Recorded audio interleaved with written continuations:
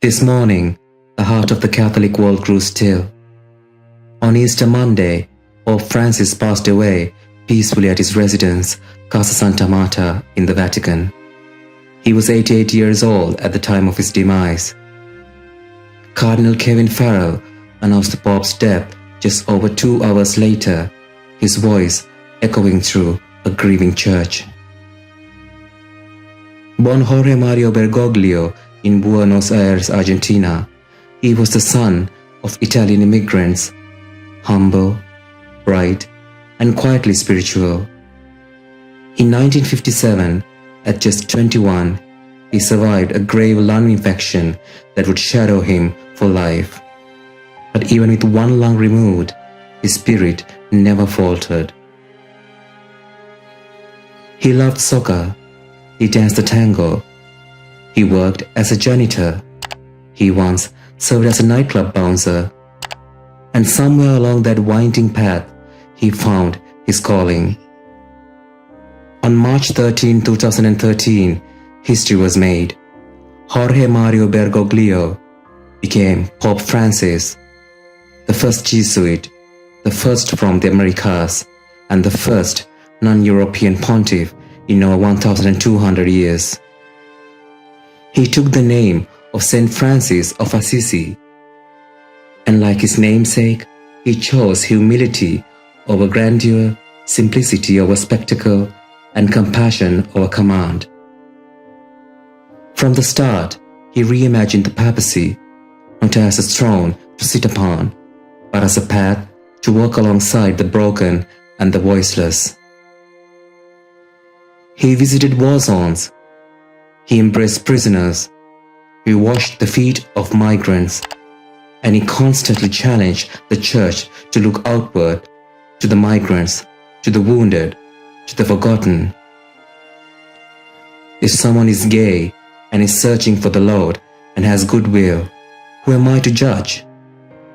With those 7 words, Pope Francis opened the doors of the Vatican wider than they had ever been. He met with the LGBTQIA+ individuals and their families, expressed support for same-sex civil unions, and welcomed those long pushed to the edges of the church back into its embrace.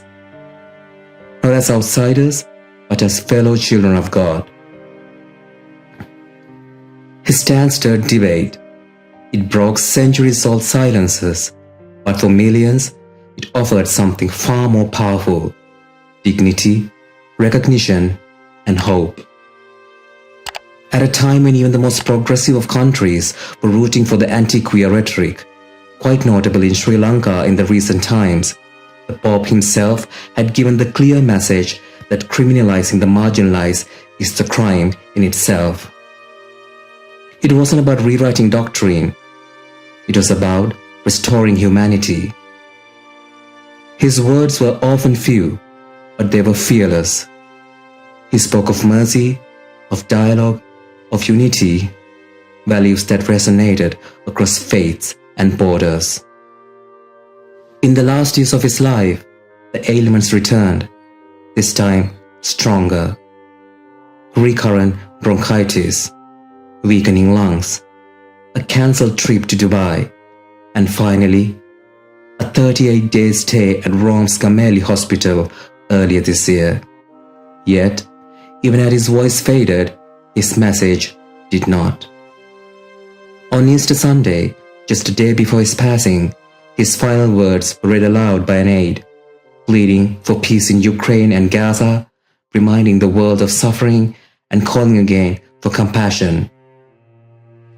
In 2024, knowing the time was near, Pope Francis revised the Church's liturgical guide for papal funerals, stripping away excess, focusing on faith. No public display, no grand procession, just a shepherd laid to rest in simplicity. Archbishop Diogo Ravelli said it best: the burial of the Roman pontiff is that of a follower of Christ, not a worldly dignitary. From the streets of Buenos Aires to the basilicas of Rome, from Gaza to the Amazon, the world now mourns a man who never stopped reaching out, who insisted Let the church walk with the poor, sit with the suffering, and speak with love. He did not change every doctrine, but he changed hearts. That the gospel begins not in the halls of power, but on the road to the periphery. Pope Francis is gone, but his example, his witness remains. A voice for the voiceless, servant of peace, and a shepherd to the end. A remark by Isuru Parakrama.